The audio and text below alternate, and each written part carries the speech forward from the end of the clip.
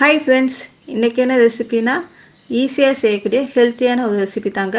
Vegetable கோதுமை தோசை. அது எப்படி பண்ணலான்னு பார்க்கலாமா? வாங்க வீடியோக்குள்ளே போகலாம். ஒரு பவுலில் கோதுமை மாவு எடுத்துருக்கேங்க. அது ஒரு பவுலுக்கு ட்ரான்ஸ்ஃபர் பண்ணிக்கலாம். தேவையான அளவு உப்பு சேர்த்துக்கோங்க. தண்ணி சேர்த்து தோசை மாவு பதத்துக்கு நல்லா கரைச்சிக்கலாங்க.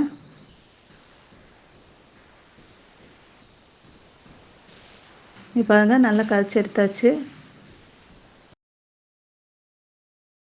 இப்போ நான் காய்கறிகள் கொஞ்சம் எடுத்துருக்கேங்க. மாவுக்கு தகுந்த மாதிரி உருளைக்கிழங்கு, கேரட், பீன்ஸ், முட்டைக்கோஸ் எடுத்துருக்கேங்க.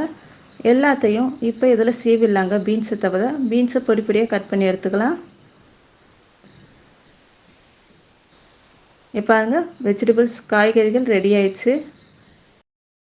இப்போ தவாலங்க ஒரு டேபிள் ஸ்பூன் எண்ணெய் சேர்த்துக்கலாங்க. கொஞ்சம் கடுகு சேருங்க. கடுகு பொரிஞ்ச உடனே உளுத்தப்பருப்பு சேர்த்துக்கலாங்க. உளுந்து பொரிஞ்ச உடனே சோம்பு கொஞ்சம் சேர்த்துருங்க. எல்லாம் பொரிஞ்ச உடனே கருவேப்பிலையை சேர்த்துக்கலாங்க.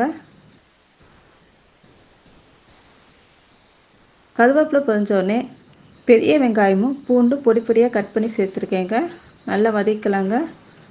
வதக்கின உடனே காய்கறிகளை சேர்த்துடலாங்க. சேர்த்து வதக்கி விடுங்க.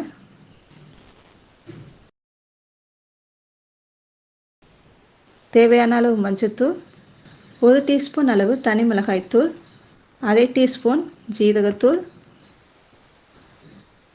1/2 டீஸ்பூன் அளவு மிளகுத்தூள், உப்பு தேவையான அளவு சேர்த்து நல்லா வதக்கலாங்க. கொஞ்சம் தண்ணி தெளித்து கூட நல்லா வதக்கலாம். பாருங்கள், நல்லா வதங்கிடுச்சு. இப்போ எடுத்து வச்சிடலாங்க.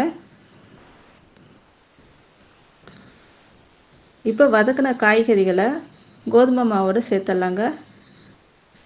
உங்களுக்கு எந்த அளவு தேவையோ அந்த அளவு சேர்த்துக்கோங்க.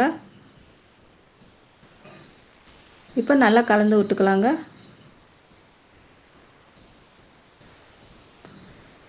மாவு ரெடி ஆயிடுச்சுங்க. இப்போ தோசை கல்லுங்க, தோசை ஊற்றிடலாங்க.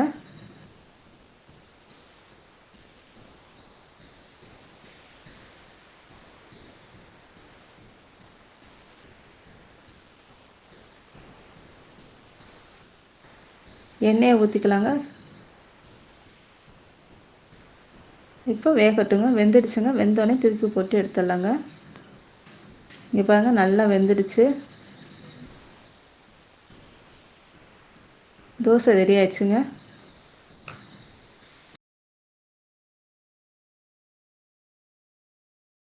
செஞ்சு பாருங்கள் ஃப்ரெண்ட்ஸ். பிடிச்சிருந்தா லைக் பண்ணுங்கள், சப்ஸ்கிரைப் பண்ணுங்கள், ஷேர் பண்ணுங்கள். அந்த பெல் ஐக்கானை மறக்காமல் கிளிக் பண்ணிக்கோங்க. அப்போ தான் நாங்கள் போட்ட வீடியோட நோட்டிஃபிகேஷன் உடனுக்குடன் உங்களுக்கு வரும். தேங்க்யூ, பாய்.